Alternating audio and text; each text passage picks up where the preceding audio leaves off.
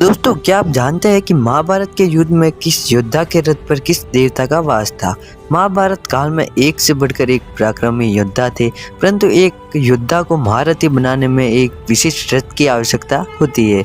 आज हम आपको बताने वाले हैं कि सबसे शक्तिशाली रथ कौन सा था और वह रथ किस योद्धा के पास था, और उन रथ को भगवान श्री कृष्ण भी क्षति नहीं पहुंचा सकते थे। इस वीडियो में आगे बढ़ने से पहले अभी तक आपने हमारे वीडियो को लाइक नहीं किया है तो प्लीज़ इस वीडियो को लाइक करके हमारे चैनल को सब्सक्राइब जरूर करें और कमेंट बॉक्स में जय श्री कृष्णा अवश्य लिखें।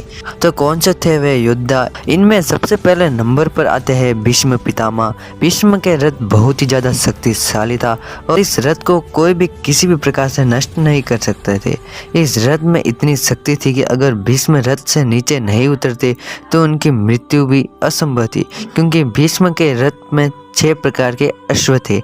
इस रथ की शक्ति आप इसी अनुमान से लगा सकते हैं कि जब ये रथ चलता था तो धरती कांपती थी। भीष्म जी को ये रथ उनके पिता शांतनु जी के वरदान से प्राप्त हुआ था, और जब युद्ध चल रहा था तो भीष्म पितामह ने अकेले ही पांडवों की आधी सेना की दुर्गति कर दी थी। पांडवों ने भीष्म के खिलाफ हाथियों से चक्रव्यूह की रचना की, तब भीष्म पितामह ने बिना किसी अस्त्र शस्त्र को छुए सिर्फ रथ के सहारे ही उन चक्रव्यूह को तोड़ दिया था। अर्जुन भी हैरान हो गए कि इस रचना को कैसे तोड़ा। तब श्री कृष्ण ने कहा था, जितना बल भीष्म पितामह में है उतना ही उनके रथ में भी है। उनके रथ के एक एक घोड़े में 22 हाथियों का बल था।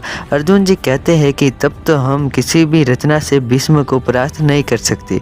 तब श्री कृष्ण जी कहते हैं, चिंता ना करो पार्थ, समय आने पर इन्हें भी परास्त होना पड़ेगा। कि जिनका रथ भीष्म पितामह से भी ज़्यादा शक्तिशाली था, परंतु इनकी मृत्यु का कारण उनका रथ ही बना था। ऐसा महान योद्धा जिसने अर्जुन जैसे शक्तिशाली योद्धा और महादेव से युद्ध करके उसने भी भयभीत कर दिया था, जो बड़े कुल का होते हुए भी नीचा कुल का कहा जाता था। हम बात कर रहे हैं महाशक्तिशाली सूर्य जैसा तेजस्वी दानवीर कर्ण की।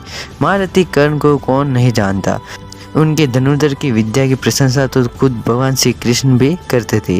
उनके पास अमृत से निर्मित कवच और कुंडल था, जिसे कोई भी दिव्यास्त्र भेद नहीं पाता था। इसीलिए युद्ध से पहले श्री कृष्ण ने देवराज इंद्र की मदद से वह कवच और कुंडल छल से छीन लिए थे। और सूर्य देव भगवान श्री कृष्ण ने कहते हैं कि यह तो बहुत बड़ा अन्याय है। तब भगवान श्री कृष्ण जी कहते हैं कि हर कर्तव्य के पीछे एक उद्देश्य होता है। उसके बाद सूर्य देव ने अपने पुत्र कर्ण को दिव्य रथ प्रदान किया, जो युद्ध के दूसरे पहर तक अत्यंत शक्तिशाली रहता था, परंतु दूसरे पहर के बाद उसकी सारी शक्तियाँ समाप्त हो जाती थी। इसी कारण कर्ण की मृत्यु भी दूसरे पहर में हुई थी। अब जानते हैं महाभारत के तीसरे मायावी रथ के बारे में, जिसके आगमन से महाशक्तिशाली भीम को भी झुकना पड़ता था। इनके पास देव से भी ज्यादा शक्तिशाली थे, जो कि इंद्र के मित्र थे। लेकिन क्यों अर्जुन ने उनके प्राण ले लिए? असम के राजा भागवत, जिनके पास इंद्र के इरावत की तरह ही शक्तिशाली हाथी था। इस हाथी का नाम सुप्रतीक था। अंत में अर्जुन ने इसे मार दिया था। अब जानते हैं महाभारत के सबसे शक्तिशाली मायावी रथ के बारे में, जो कि अर्जुन का रथ था। इनको यह रथ वरुण देव ने प्रदान किया था। इस रथ की शक्ति को और अधिक करने के लिए श्री कृष्ण ने महाबली हनुमान जी को पताका के रूप में रथ के ऊपर बैठाया था। इसलिए पूरे महाभारत के युद्ध में इसी को सबसे शक्तिशाली माना जाता था। जिस रथ के साथ खुद भगवान श्री कृष्ण हो और ध्वज के रूप में हनुमान जी हो, उस रथ के सामने किसी भी दूसरा रथ टिक नहीं पाता था।